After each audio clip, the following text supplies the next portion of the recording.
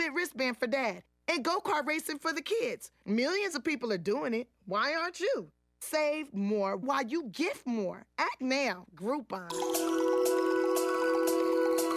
Welcome to Moving Forward, sponsored by MP&W Mocklink TV and Mocklink Internet, online at mpw.org. Each weekday morning, our local talk segment brings you the people who are helping move our community forward. Let's start the show. Good morning, AM 860 and FM 95.1 KWPC. I'm Jordan Davis. Thanks for joining us this Moving Forward, as always, brought to you by Muscatine Power and Water. Experience the best value in entertainment and connectivity with Mocklink Internet and TV from MP&W. New subscribers save big on TV or internet. Even more when you take both. Learn more at mpw.org. Again, I'm Jordan Davis, and I'm actually joined in studio this morning from Erika Cox from MP&W. How are you this morning? Great, Jordan. How are you? I'm doing excellent. You know, it really wasn't that long ago that I saw you. We saw you last night out at the Business After Hours. That was a lot of fun, and we appreciate you guys stopping by, and everybody that stopped by. It was a huge turnout. We had a lot of fun last night. It was a great event. There was a good turnout, and there's some exciting things and a nice energy. Absolutely. Not that this group hasn't always had energy, but an additional it's a new energy. Yeah. It's a new one. So, well, we're really excited to have you in, and you've got kind of a fun thing for us to do here today. You've got some questions and some. We're going to learn a little something about MP&W today. Yeah. So I appreciate first you willing to be a guinea pig for me. We do community events and try to talk about the story of Muscatine Power and Water with our customers. And a lot of times what we find is the information that we share with them, they had no idea. So with your willingness to participate in this, I thought we would just share a little bit of history about Power and Water or some of the things that are going on that people might not know, even if they've grown up in Muscatine and lived here all their life. Great. Excellent. Let's do it. All right. So we have 3 utilities at Muscatine Power and Water. They are the water utility, the electric utility, and the communications utility. And each of those utilities were established by a vote of the citizens to form a community-owned utility. And what I'd like to focus on today is kind of our electric utility. And the electric utility was established in either 1997, 1922, or 1900. What's your guess? What were the first two? 1997, 1922, or 1900. Man, I don't know. I'll go with the middle one because I'll say 1922. You are a fantastic guesser. Was that it? You were right. Excellent. Right. So the water utility was established in 1900, and before that, the water that was provided to the citizens was drawn directly from the Mississippi and just provided that way. Gotcha. No cleaning, no filtration. You think of, even back in the 1900s, how much industry there was going on along the river. Yeah, so especially north of us. Right. And it all comes down. So in 22 is when the electric utility was established. And do we produce power locally, or do we buy it all off of the grid or from somebody else? It's local. It is local, right. So we have 3 generating units that are actively in service.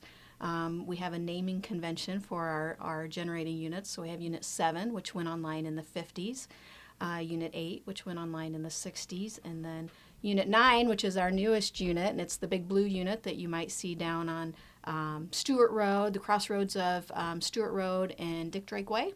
Oh, okay. Yeah, okay. So we're right down by Musco, and our property line is next to GPC. So Unit 9 came online in 1983. So it's our newest, but it's still 1983 that still came up. That's really cool. Yeah. Wow. So of our units, we have different. They have different ability to generate electricity. So Unit 7 is our smallest. It can produce 25 megawatts.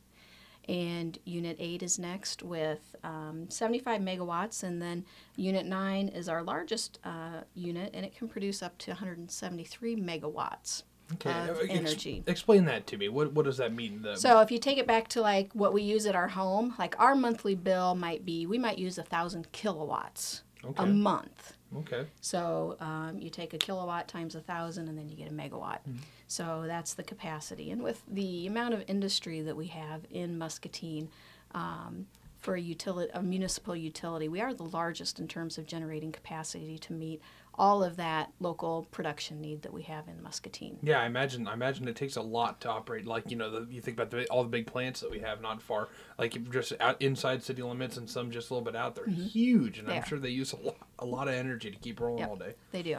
And it's important that we keep those generating units in tip-top shape. And Unit 9, our largest unit, is just coming off an extended maintenance.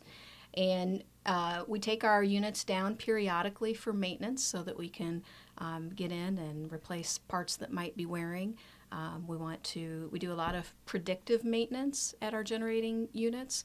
And so we're tracking if we hear a vibration that we shouldn't be hearing, and that gives us an indication that we might need to replace something. So this last outage was kind of a very extended one for us. It was one of the longest that we have. The unit came down in October, toward the end of October, and just came back up online this past week. And one of the things that extended the duration of the outage was we had to take apart our turbine and our generator, and we actually had to ship it down to Texas for some work.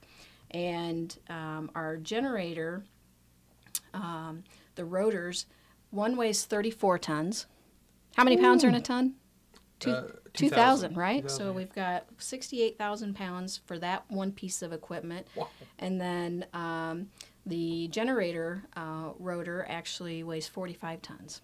Wow. So I'd just like to load that up in the back of a truck or on a trailer. Jeez. Yeah, so we had that on the back, loaded it up on the back of a semi, and we were saying prayers that it had to travel all the way down to Texas, and that is not something that, if something happened to it in transit, that you can easily or quickly replace it all. So it all worked out fantastic. The rotor came back, and our very dedicated staff down at the plant, maintenance and operations and electricians, they all worked together to get that put back together, and we were excited to see it come back online. And the outage to me was a success because we had seen some degradation in the amount of energy that we could produce. And so that's one of the reasons that you take your units down, because you want to get everything back in tip-top shape to get as much capacity and energy production that you can out of those units. And that's what they're finding, that the work that they did increase Made a big difference. It did. Excellent. Yeah. That's awesome. So it's kind of neat, when with our 3 generating units, 9 being the newest, and for us the largest, so it has the most economy of scale for us. So it's really important for us to keep our operating costs as low as we can. Obviously, we want to keep them in good mechanical shape. We want to keep them running well and reliably so that we can produce that power for all of our local industry. But we do have to make sure that we're competitive, because how the market has evolved, the energy market, is we produce our power here and we offer it into the market. And if our offer price is too high, then this large operation group that we're in, that goes all the way from the northern tip of the states down to Texas, they won't dispatch our unit. So we want our unit dispatched, and we want it running. So keeping our costs in line and as low as we can without sacrificing safety or reliability is important to us. I see. And that's something that I think I've seen people discussing, is like what keeps, what helps you guys maintain like what level to be at for like what you said, the offerability. So that's interesting. I had no idea that's a state run thing. It's multi-state. Multi-state. It's like a region. There's 3 or 4 of these kind of power pools across the United States, and we're in a pretty large one. So we're competing against power plants, throughout kind of the whole middle section of the country. I see.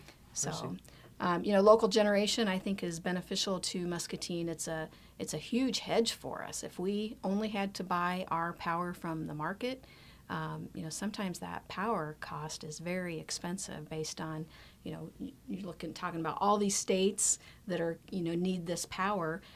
So when the demand is up across the country, then that raises the price for energy.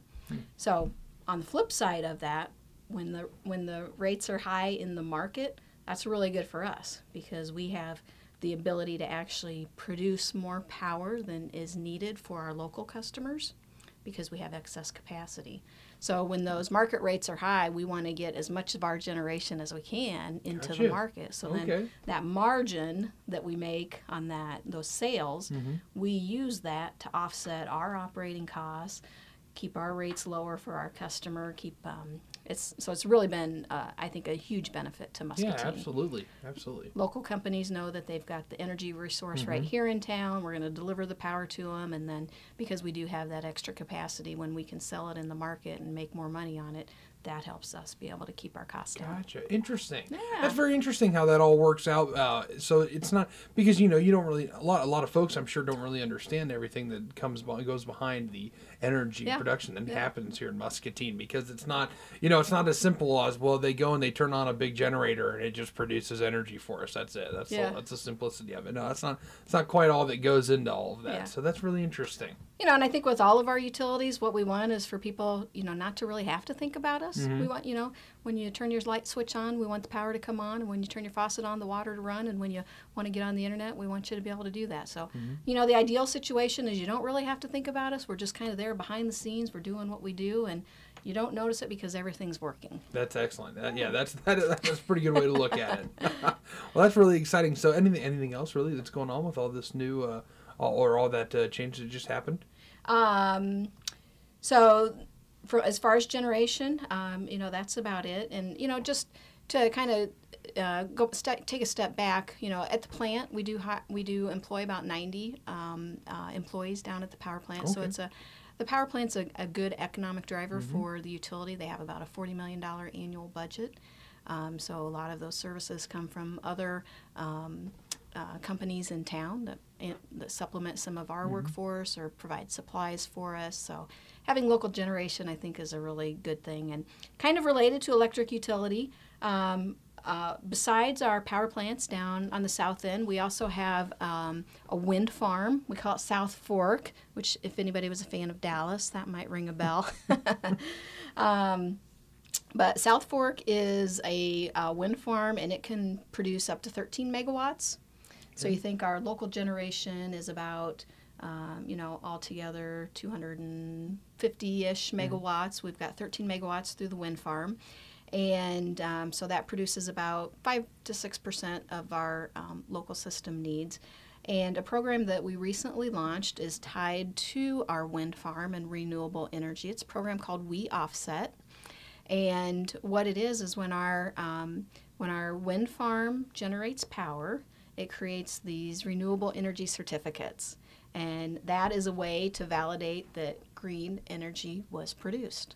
Okay. And so with We Offset, this is I think a very easy, low-cost, no installation way for customers who have an interest in reducing their carbon footprint or have an interest in sustainability to play a very direct role in that. With We Offset, it's a program that you sign up for, and you say, I want to offset my home's energy usage with renewable energy. And you can pick 25%, 50%, or even 100% of your home's energy, and it's only 1 cent per kilowatt hour. And one of the neat things is when those renewable energy certificates are created, we then retire them so that nobody else can benefit from them. And it really makes sure that when you have those certificates that we have enough green energy that's being produced to meet demand. Mm-hmm. And at the end of the year, for our customers who participate in this, we will send them a certificate saying, based on your level of participation, we retired X number of renewable energy certificates on your behalf. Wow. And so they'll have a really, they'll be able to have something to show for what their participation was in that program. That's really cool. And that's especially important right now because it seems like green energy is a very hot topic right now. It's been getting talked about a lot at the big, the high levels like government and whatnot. So that's really interesting to think that, even what would you say, 13 megawatts that they produce out. Yep. And South Fork, where is that? It's actually in Minnesota. In Minnesota? So we would have loved to have put our wind farm here in Muscatine, but that Minnesota, northern Iowa is really where the best wind patterns are to maximize the, the efficiency and the production of those wind turbines. I'm sure there's a lot that goes into deciding exactly where to put those, because I know that when we drive through like the kind of almost the middle of Illinois down towards like Springfield. There's a huge wind farm out there, and you'll see like maybe 100 or more down there of those big turbines, and it's impressive, but it makes you think, why did they put them right there? What makes this spot special enough to so I guess that makes sense. There's definitely wind patterns across different parts of the United States, and that's where they'll situate the wind turbines. Yeah. Gotcha. That makes a lot of sense. Well, if there's anything else to discuss, for one, I definitely want to mention fiber that's going on. What's new with fiber? Installations are still going on. We've hit a milestone where we've got about 25% of our customers converted over to fiber. So slower than where we would like to be at this point in time, but we've been working with the contractor, and I think we've got a plan for how we're going to ramp up that production to take this project across the finish line. That's awesome. And I am now a fiber user at our apartment. You are lucky. I'm not even a fiber user yet. Oh gosh, well, I'll tell you what, it's pretty awesome. I really like it. Made a big difference because one, the upload speeds ramped up, and that was huge. Yeah, because, we talked about that before, didn't we? We do, and because we do so much work. Alex and I do. We work from home too from time to time. There's stuff we got to upload and other stuff, and I use it just for whatever I'm using my computer for. I've got all sorts of stuff, so it's a lot. It's a lot of fun. It's really nice to have those really fast speeds. Yeah. The buffering should be going away, and we definitely have speeds that you can subscribe to that will take care of the buffering. And I think people sometimes don't appreciate all the stuff that they do that uploads, right? So we think of download, how fast can we get the content to us, but we want to push content up as well. And so that's what you're talking about, and fiber was a huge improvement for us in the upload speeds. Yeah, and because I'm constantly uploading like videos out, and they're humongous videos, and it takes a lot to push those out before not just here, but like anywhere I've lived. It seems like I was cursed for with the bad internet when I lived in Aledo, and because we live out in the boonies in Aledo, so there really wasn't a whole lot for internet. And then in Hannibal, it was okay, but not great. So anytime I tried to put out a video, took a couple days. Felt like to upload one video. Now it's lightning fast, and that's awesome. Yeah. So just kind of a blast from the past, because I was looking through this little fact book that we have from 10 years ago. And at the time, our high-speed internet was 7 meg down and 1 meg up. So in 10 years, look at, what we do, number one, on the internet, but then how the speeds have increased. And having the ability to do up to 1,000 megabits, that's what gigabit service is. That puts us on par with any community. Yeah, that's awesome. That's really exciting. Well, Erika, thank you so much for stopping by this morning. Thanks for having me. Appreciate it. It's been really great getting to talk to you. And we really appreciate you guys' sponsorship of moving forward, because we love that this is a nice little community thing we can do. We can put out information about stuff like this or community events, anything like that. Moving forward is a lot of fun. We appreciate what you guys do to make it happen. Excellent. Thank you. Thank you so much, Erika Cox, joining us from MP&W. I almost said moving forward, but they bring us moving forward. And say hello to Mockling Phone, your new local phone company. Fiber customers, get it now. Switching is easy, and you can keep your old number. Learn more at mpw.org. I'm Jordan Davis. This has been Moving Forward here on the voice of Muscatine.com.